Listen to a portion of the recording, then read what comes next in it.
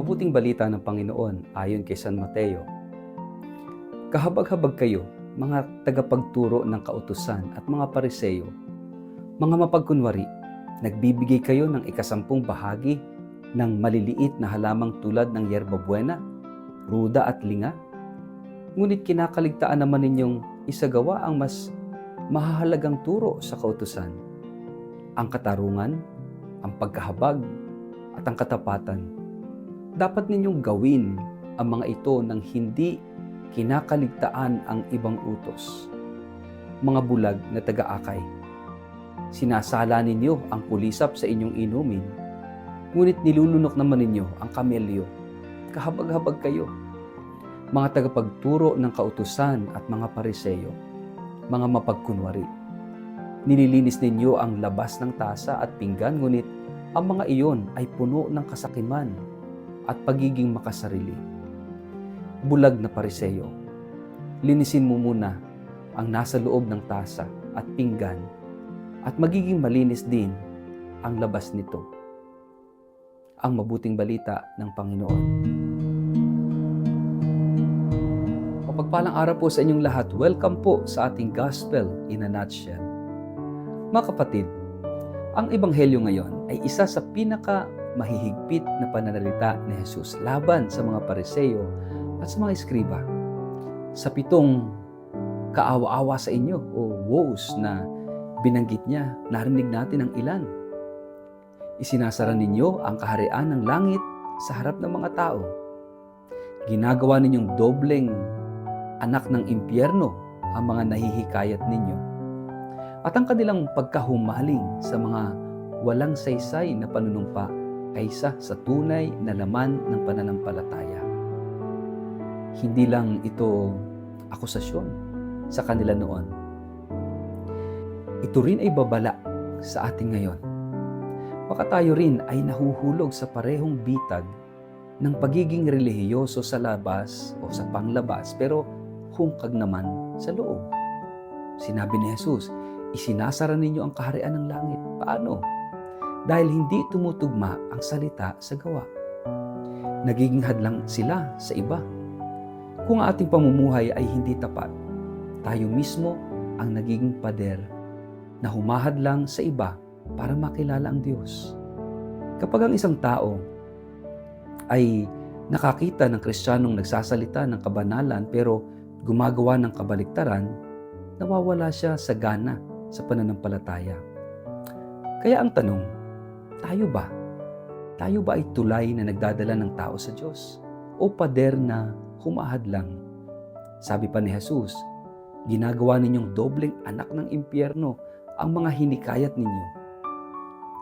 Masakit na salita, pero ang punto, kung mali ang motibo at hungkag ang pagsasabuhay, pati ang mga taong nahihikayat mo ay napapariwara rin. Sa pastoral na pananaw, ito ang paalala na ang ating misyon ay hindi para ipakita na tayo ang tama at magaling, kundi para dalhin ang tao kay Kristo. Kung sarili nating interes, dangal o kapangyarihan ang pinapangalagaan, naliligaw rin ang ating mga tinuturuan. Pinuna rin ni Jesus ang pagiging pihika ng mga Pariseo. Mas pinapahalagahan ang ginto ng templo kaysa sa templong kinaroroonan ng Diyos. Para bang mas mahalaga ang material kaysa sa banal na presensya. Pagnilayan natin, madalas din natin itong maranasan. Inuuna natin ang anyo kaysa diwa, ang labas kaysa sa loob, ang material kaysa espiritual. Halimbawa, inuuna natin ang dekorasyon ng simbahan pero nakakalimutang mahalin ang kapwa sa tabi natin. Sa ating modernong panahon, marami ring uri ng pariseyong pag-uugali. Kapag mas mahalaga ang itsura sa social media kaysa sa katapatan ng puso. Kapag may inuuna ang posisyon at titulo kaysa sa paglilingkod. Kapag mas pinapahalagahan ang ritual kaysa sa pagbabagong buhay. Ngunit ang tunay na pananampalataya ay hindi nakikita sa labas, kundi sa pusong handang magpakumbaba, magmahal at maglingkod. Mga kapatid, hindi sapat ang mukhang relihiyoso kung hindi naman nagbubunga ng pag-ibig. Hindi sapat ang pagsunod sa ritual kung walang pagbabagong nangyayari sa ating kalooban. Kaya't ang paanyaya ni Jesus ay ito: magpakatotoo. Magpakatotoo sa Diyos, magpakatotoo sa kapwa, at magpakatotoo sa sarili. Sapagkat ang kaharian ng Diyos ay hindi para sa mga pusong dalisay, hindi sa mga maskarang maganda sa labas ngunit bulok sa loob. Mga kapatid, ang Ebanghelyo ngayon ay hamon na alisin ang pagkukunwari at mamuhay ng may kababaang loob. Ang tunay na kabanalan ay hindi pagpapakita ng itsura, kundi ang pagtatapat ng puso sa Diyos. Maging tulay tayo, hindi pader. Maging ilaw tayo, hindi anino.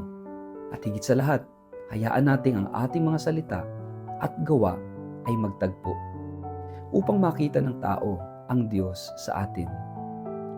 Pagnilayan nga po natin sa ating pang-araw-araw na pamumuhay. Ako ba'y nagiging tulay na nagdadala ng tao sa Diyos? O pader na humahad lang dahil hindi tugma ang ating salita at gawa? Sa ngalan ng Ama at ng Anak at ng Espiritu Santo. Amen. Panginoong Hesus, turuan mo kaming maging tapat at dalisay sa aming pagsunod sa iyo. Alisin mo ang aming pagkukunwari at palitan mo ito ng pusong mapagpakumbaba at handang maglingkod. Naway sa aming mga salita at gawa, makita ng iba ang iyong pag-ibig at katarungan. Amen. Pagpalain po kayo't ingatan ng makapangyarihang Diyos, Ama at Anak at Espiritu Santo. Amen.